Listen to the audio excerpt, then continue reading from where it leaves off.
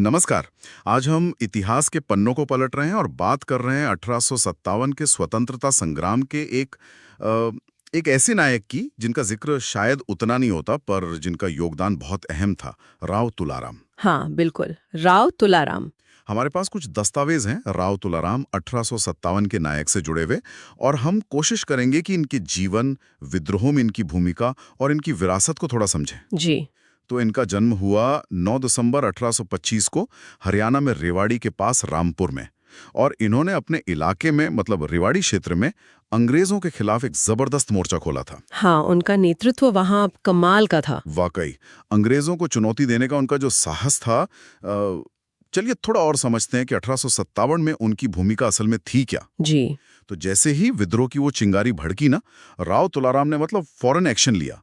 उन्होंने इंतजार नहीं किया, नहीं, बिल्कुल नहीं। हत्या किया और अंग्रेजों से लड़ने के लिए एक सेना तैयार कर ली। ये अपने आप में बहुत बड़ी बात थी, है ना, उस वक्त। हाँ हाँ बिल्कुल। ये स्थानीय स्तर पर संगठन और नेतृत्व का एक बेहतरीन उदाहरण है। उन्होंने न सिर्फ सेना खड़ी की बल्कि अपने चचेरे भाई राव गोपाल देव और मंत्री कुशल सिंह के साथ मिलकर कुछ समय के लिए ही सही पर रेवाड़ी से अंग्रेजी हुकूमत को एक तरह से उखाड़ फेंका। अच्छा। हाँ, ये दिखाता है कि स्थानीय प्रतिरोध कितना प्रभावी हो सकता था, भले ही वो थोड़े समय के लिए रहा हो। और ये सिर्फ रेवाड़ी तक ही सीमित नहीं था मामला, सही? नहीं नहीं, सुना है उन्होंने दिल्ली में भी जो क्रांतिकारी लड़ रहे थे उनकी भी मदद की, सक्रिय रूप से। बिल्कुल। उन्होंने पैसे, हथियार, यहाँ तक कि सैनिक भेजकर दिल्ली के क्रांतिकारियों की मदद की। ये कदम कितना अहम रहा होगा उस वक्त? देखिए, ये रणनीतिक रूप से बहुत महत्वपूर्ण था। दिल्ली उस समय विद्रोह का गढ़ थी, एक तरह से केंद्र बिंदु। हाँ बिल्कुल। उसका अपना एक प्रतीकात्मक महत्व था। तो राव तुलाराम का ये समर्थन दिल्ली के क्रांतिकारियों के लिए एक बहुत बड़ा सहारा बना। इससे उनका मनोबल भी बढ़ा और संघर्ष जारी रखने में मदद मिली।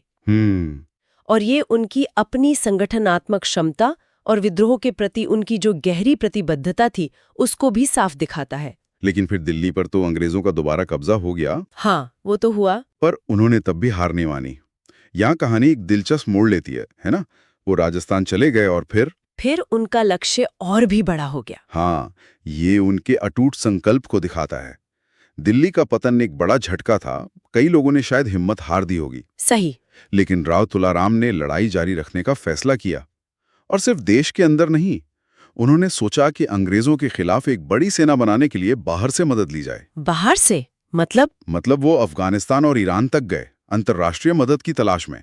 अफगानिस्तान और ईरान उस दौर में मतलब 1850 के दशक में विदेशी ताकतों से गठबंधन बनाने की कोशिश करना, ये तो बहुत ही महत्वाकांक्षी सोच लगती है। हाँ बिल्कुल, ये एक बहुत साहसिक और मैं कहूँगी दूरदर्शी कदम था। ये दिखाता है कि वो सिर्फ एक स्थानीय लड़ाई नहीं लड़ रहे थे, वो इसे एक बड़े वैश्विक परिप्रेक्ष्य में देख रहे थे। हालांकि उस समय की जो अंतर्राष्ट्रीय परिस्थितियां थीं, वो ऐसी कोशिशों के लिए शायद बहुत अनुकूल नहीं थीं, लेकिन उनका ये प्रयास करना ही अपने आप में उनकी सोच की गहराई बताता है। लेकिन अफसोस की बात है कि वो अपना ये मिशन पूरा नहीं कर पाए। हाँ, दुखद बात है। विदेशी मदद हासिल करने की जो उनकी कोशिशें थीं, उसी दौरान 23 सितंबर 1863 को काबुल, अफगानिस्तान में बीमारी से उनका निधन हो गया। जी, और तब उनकी उम्र महज 37 साल थी। सिर्फ 37 साल।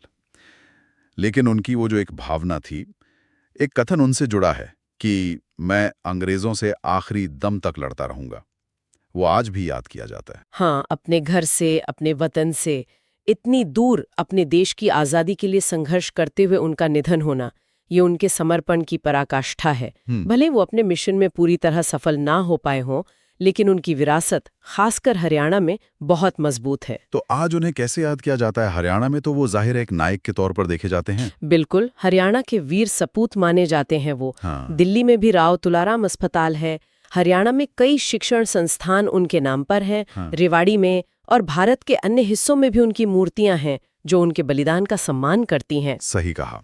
उनकी कहानी सिर्फ एक व्यक्ति की बहादुरी की कहानी नहीं है।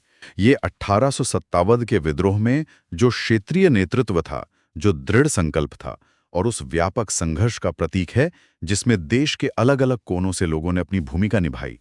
ये हमें याद दिलाता है कि आज़ादी की लड़ाई सिर्फ बड़े शहरों या केंद्रों तक ही सीमित नहीं थी, बल्कि छोटे छोटे क्षेत्रों में भी उतनी ही शिद्दत से लड़ी जा रही थी। तो हमने देखा कि कैसे राव तुलाराम ने रेवाड़ी में नेतृत्व संभाला, अंग्रेजों का सामना किया, हार नहीं मानी, अंतर्राष्ट्रीय स्तर पर मदद की तलाश की और एक स्थायी